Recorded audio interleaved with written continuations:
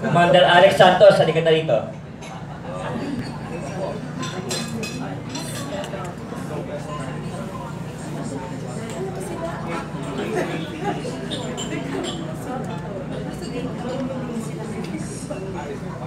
Aldab talaga.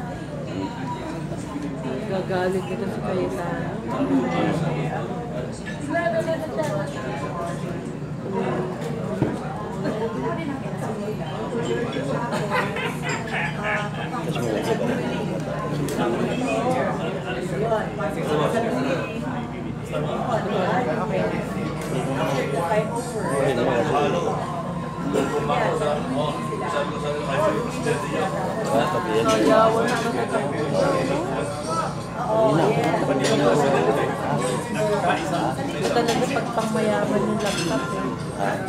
Good morning, friends and guests. Welcome to Friday Balitaan sa Hotel Rembrandt. Today ay mukhang nakapokus tayo sa magiging presidente ng Pilipinas. At ito ay si President Digong Duterte.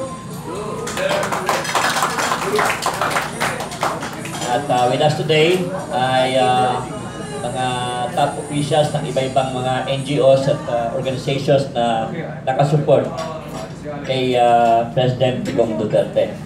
At sa dulo, si Ro Clemente. Pakisabi mo lang organization. No? Tahimik lang, tahimik. Yan, okay na yan. So, ha? Good morning.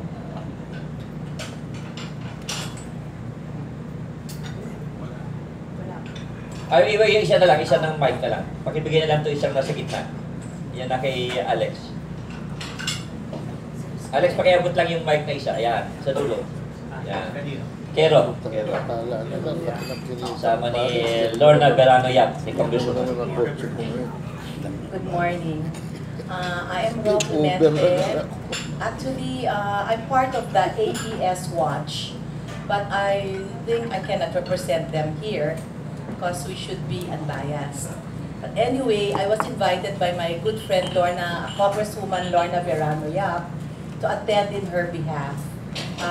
She is part of the JCs of which Mr. San Juan is a member of. I hope and pray that our election will be a clean and quiet and peaceful one. Thank you. Thank you, Ro. At for information, kung may mga sakit sa inyo, sila may-ari ng Capital Medical Center. Okay? Ayoko nang magkasama. Okay. Next is Terry Tuason. Alam niyo yung unang-unang pinakulo yung about Duterte. Ay dito ginawa yan. Yung Run Duterte Run na yes. Ang mastermind si Dave Diwa. Ayun, nandun. At si Terry Tuason ang isa sa mga kasama niya na presidente naman ng PAPLU. Terry, pakipaliwanag. Magandang umaga. Ako si Terry Tuason, ang National President ng PAPLU, Secretary General ng Lakas Manggagawa Labor Center, LMLC, at convener ng ALDAB. Natandaan ko nung una naming hinangad na maging Pangulo si Digong, ay dito nilunsad yung Run Duterte Run, kasama namin si Kade. At mula noon, kumilos kami at nag-organize. Yung labor group namin, yung PAPLU, NLU, Lakas Manggagawa Labor Center, ay sumuporta ng gusto. Miski na walang suporta galing kay Mayor, ay tinulungan namin siya, nag-rally, nag-house to house, at hanggang sa ngayon, hanggang bukas. Kaya siguro bukas, magkita-kita tayo sa Luneta, alas 4, meeting kay Avance ni Mayor Duterte. Magandang umaga po. Okay, at siyempre, sige, Ro, please. May I add more? Actually, my husband is also a convener of Duterte, and as of now, he's one of the NCR heads who is part of the headquarters in EDSA. We also set up our own headquarters of Digong here in Quezon Avenue. We donated the use of our building there, beside the former Maalikaya Malaki yun. Yes, Yes. that is donated by my husband, Dr. Edgardo Clemente.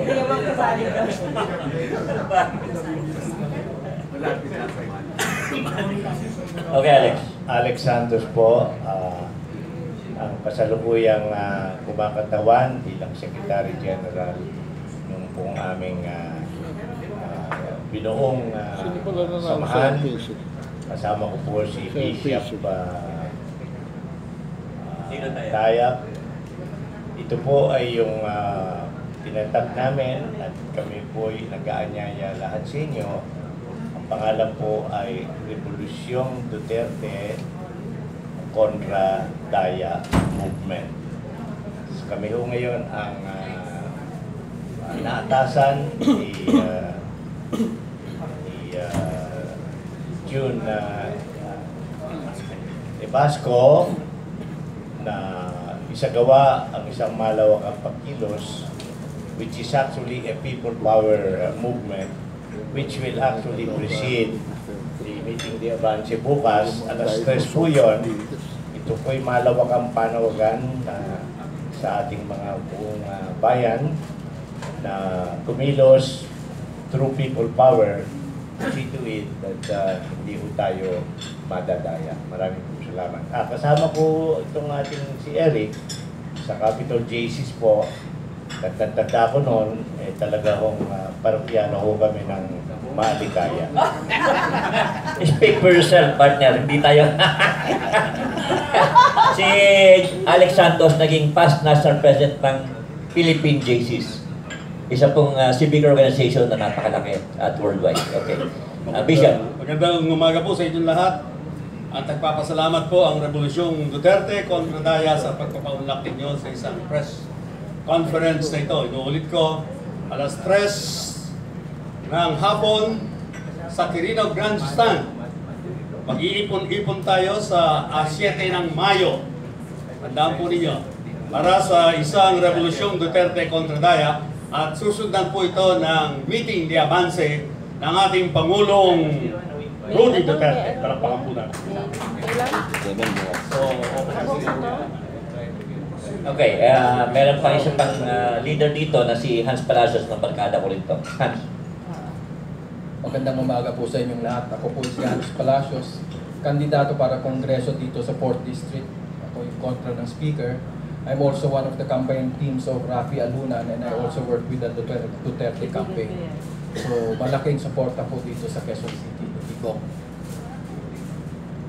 Okay, ngayon, na inanoint na ng iglesia si President Duterte, ito ba makakatulong para magkaroon ng support sa other religious organizations at other NGOs or political groupings? Bishop, ikaw nasa Aglipay. Sa pinakatawag itong sangay ng Aglipayan Church sa Pilipinas, kami po ay lubos na sumusuporta para sa presidency ni Digong Duterte. So a big group of the Aglipayan Church represented by myself and my Obispo Maximo are supporting Duterte for the presidency. Ako bilang miyembro ng El Shaddai po, nag-endorse po si Brother Mike kay Bongbong Marcos for Vice President. Today, they're announcing the 12 senatorial candidates that they're supporting, including si Rafi Alunan. And hindi po siya, so nalibre po sa Presidente. So at least we have removed the endorsement from the President's side kasi baka too late kasi at the moment medyo kontra yung ibang obispo kay Digong at the moment, but that will change soon, we hope, because hindi na nag-endorse si Brother Mike sa ulo. Alex.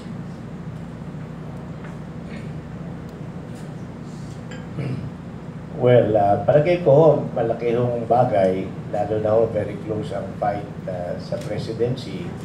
Yung suporta, official na yan, no, ng Iglesia ni Cristo.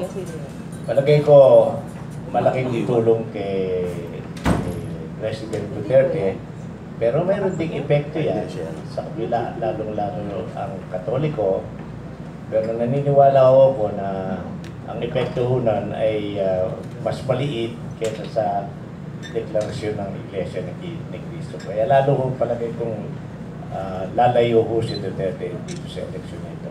My personal opinion. Dagdag ko pa rin na mapapansin mo ngayon, kakaiba ang timpla at mood ng mga sambay ng Pilipino. Lahat ng sektor A, B, C, D, E ay nagkakaisa na para kay Digong Duterte.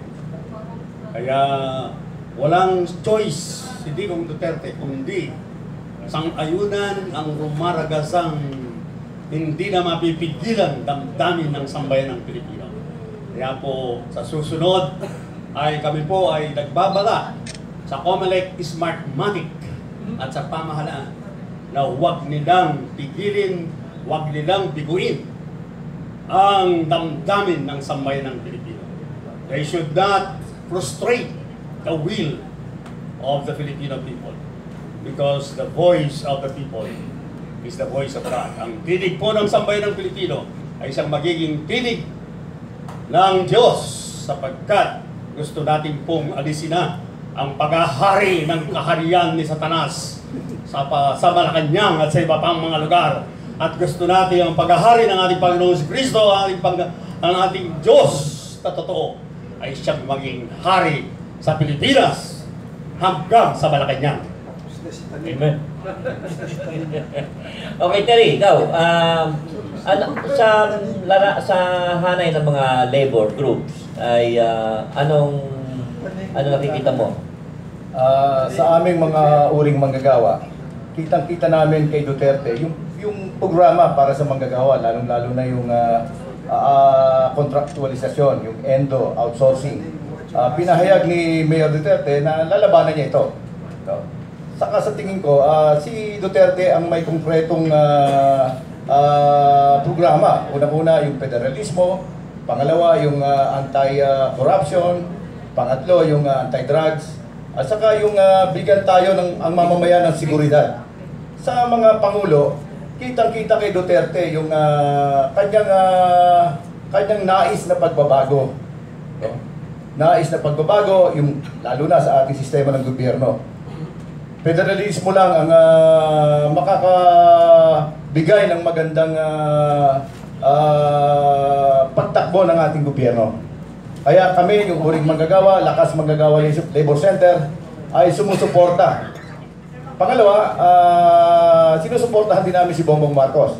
Kasi kami nga ay kumbinor ng Alyansang Duterte, Bongbong Marcos. Ikaw lang yun.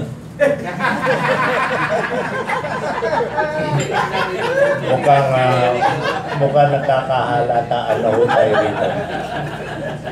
Lenny ako talaga. Lenny ako.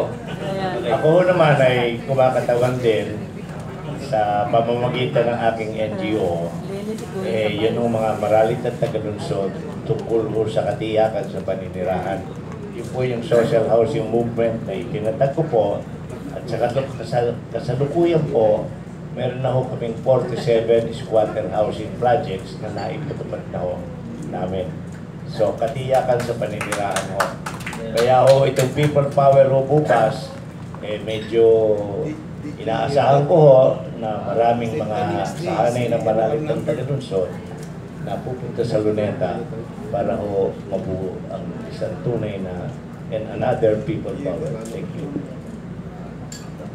Gusto ko lamang linawan bakit Revolusyon Duterte kontra Daya. Unang-una po, revolusyon na pamumunuan ni Duterte para sa malawakan at malalimang pagbabago ng lipunang Pilipino.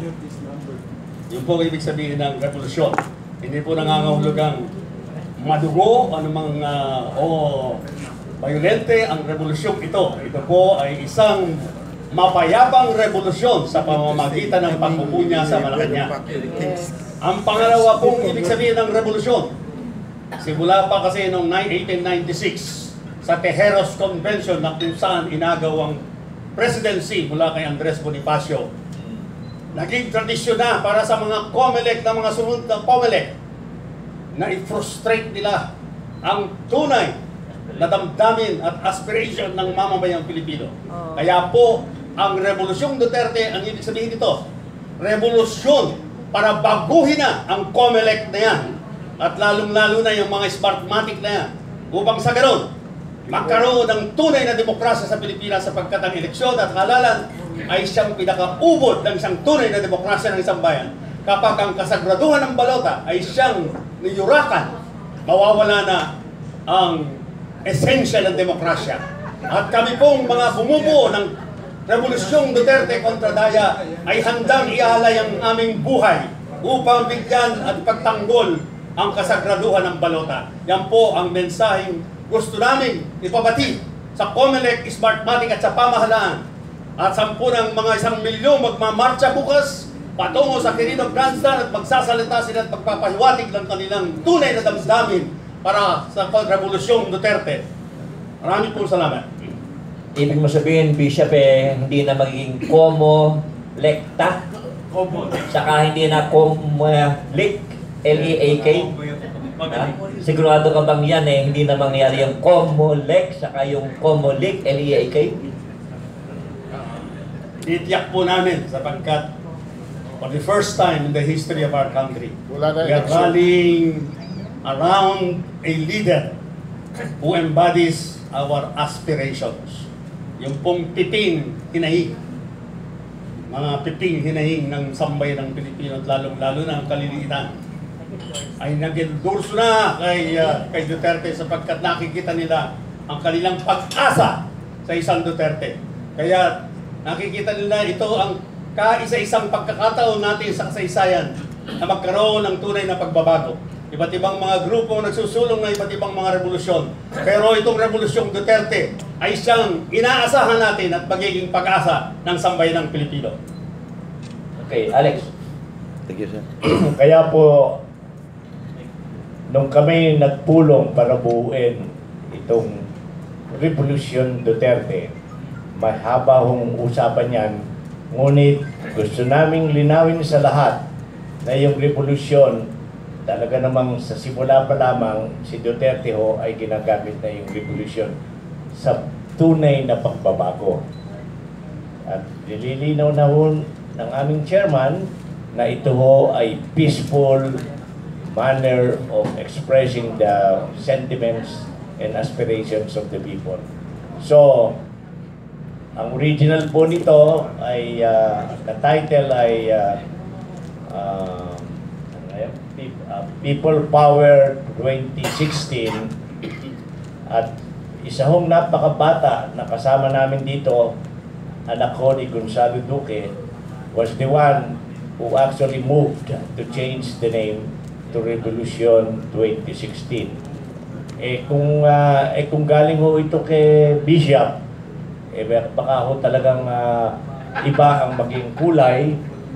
Pero ako ay sumama sa kanya kagad ng aming buuin itong kilusan na ito sapagkat nagulat ho ko way back pa ho sa UP, kabataang makabayan ho ako, ito ho ang namumuno. Pero nung malaman kong bishop na pala siya, medyo naniwala na rin ako na itong revolusyon na ito ay hindi revolusyon matugo kung hindi revolusyong mapayapa. Hindi. Kahit natatawaging madugo, hindi naman ibig sabihin yun, gera na. No? Madugong usapin. Madugong, naku, muntik na ako magkapali. Minsan yan ang masama dito kay Duterte. Minsan iba na ho yung gustong sabihin. Madugo. Madigong. So yun po, no, nililinaw po namin yan, haba ng debate namin tungkol dyan. Kasi ho, ang isang gusto ring emphasize, ito hong samahan na ito ay binubuho ng pinakamanga mahihirap at pinakamayayaman. Binubuo rin po ng mga kaliwa na dati po ay kasama ako ni Bishop, pero dati po yon at hanggang sa kanan po. So I want that emphasized. So this kilusan is truly a peaceful at binubuo ng widest spectrum of our society, both in terms of economic standing, mahirap at mayaman. Ang totoo nga po niya na mga urban poor ay nasa ilalim po nitong samahan na ito. At ganoon din po, may mga kaliwa, hindi ko ibig sabihin si Bishop po yun, no? At yung mga nasa kanan. So I want those 2 points underscored and emphasized. Marami po salamat. Okay, thank you, Alex. I'd like to acknowledge the presence of my good friend here, the president of the Liga ng mga Broadcasters. Sila kay Rolly Gonzalo, ng National Press Club, DWIC. Thank you, Contra Daya, no? Chairman Bishop Lilo, kababayan. Kailya. Chairman, ano ba nakikita niyong sistema ng mga pandaraya na pwedeng mangyari ngayong eleksyon? Kaya ngayon pa lang nagpapabala na kayo ng isang revolusyon kung magkakaroon po ng mga dayaan. Ano ba nakikita niyong sistema ng pandaraya? Unang-una po, ang basic assumption namin, which I think is a very correct assumption, ang mga nasa kapangyarihan ngayon ay hindi bibitaw sa kanilang kapangyarihan by all means and at all cost. Because they want to stay in power, because they have enjoyed 6 years in power, and they want to continue to plunder and pillage the Philippine economy. That's why they will stick. They will continue to campaign. They will use everything, the resources of the government, in order to push for their candidates to win in these coming elections. They will even show the surveys that they are already in favor of their own candidates, and there are indications in the preparation for the elections, in the technicalities, in the Smartmatic, that point to the conclusion that they will rig the elections this coming May 9, 2016. And there are many evidences pointed out by experts, by IT experts, of the vulnerabilities of the Smartmatic and the COMELEC, combination of COMELEC and Smartmatic. And they have not at all followed the Supreme Court requirements of 5 safety measures, or even the requirements of the law providing for automated election. So all these requirements, safety requirements, have not been provided to us by the COMELEC. And many indications of this, the OFWs, there are many indications, there are many proofs that they have voted for Duterte, but lumalabas daw na iba ang kanilang mga binoboto, itong mga OFWs. Maraming mga testimonies, maraming mga pruweba ang lumalabas na dadayain nila itong darating na halalan. Kami may IT company kami, and we already know, in fact, the strategies are very different areas. Sa Eastern Visayas, ang nangyayari doon, any blank sa ulo is going to be read as a Rojas Robredo. So now in the Visayas areas, what they're doing is they're teaching the voters, especially the ones that were the beneficiaries of 4Ps. Ang ginagawa nila, iiwan ng blanco yung ulo. So pagkapasok sa machine, lalabas yan, Rojas Duterte. Ang alam namin, lahat ng technicality sa norte naman, sa solid north, if there is a spoiled ballots are all Rojas Duterte. Yan alam namin yun. And there are so many other programs, it's by area kasi kung ano ang expertise nila. So yan ang dyan tayo dadalhin. Ang alam namin sa norte nakapat na yan. I think 1 million votes. You know. So they're just trying to shore up the advantages. Tapos yung ibang movements nila, yung vote buying, especially yung special operations sa Visayas areas, yun, papahabulin nila. But ang tingin namin, hindi talaga kaya sa ulo. Ang delikado talaga dito yung ating Vice Presidente, si Bongbong Marcos. Yung mga... yung ano, given na yung Hindi ano. naman nagdodroga. Hindi na po. Pero yung ulo, Hindi na po. I think practically, ano, we are assured of that already. Yung, Bago na. yung ano, ibang assessments namin sa surveys na yan, they're really bringing down the survey numbers of Digong Duterte because in some polls, in some instances, umaakyat siya as high as 60%. But yung average na nakikita namin is 42. So I think that the last one that came out is pretty accurate already, and he has a 20-point lead against Grace Poe. Yan ang ano doon. So we're ano talaga magkagulo ito kung hindi pa siya lumabas. Yan ang nangyayari diyan. Bill? Yeah. Assuming that there will really be a massive electoral fraud, ano? What do you have in your plan, the details of the steps that you're going to undertake to pursue your Revolusyong Duterte kontra Daya? Pagka ho i-disclose namin yan, hindi ho kami Trillanes na magkukudita daw, tapos ina-announce ka agad yung kudita. Ako ay konektado sa military, ROTC, cadet officer ho ako, Vanguard po.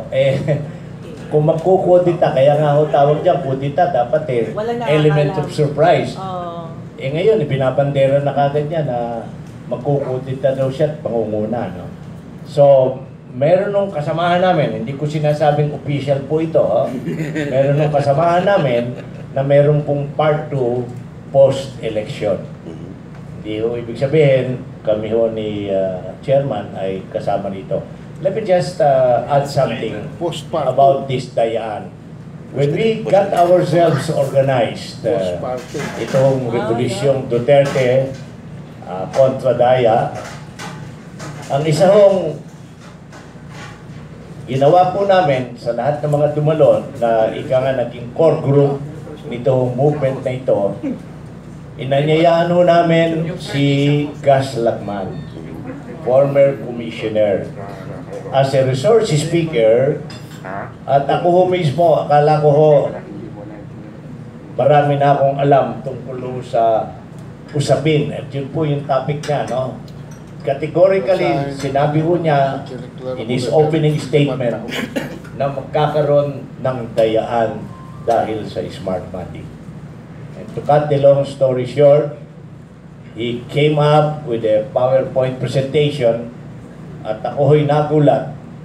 At least 10 very clear, technically supported, 6 loopholes of this bilangan with COMELEC na sigurado hong magiging dayaan.